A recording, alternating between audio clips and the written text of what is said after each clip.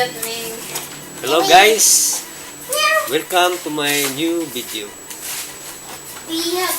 This time I'm going to write simple Hello World program in Python.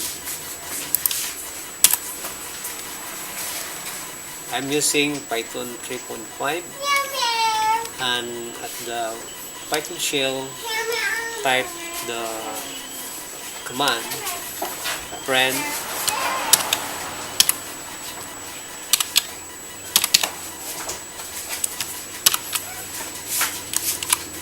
hello world.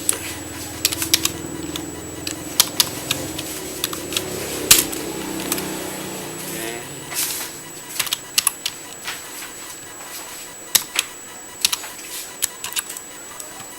And press enter.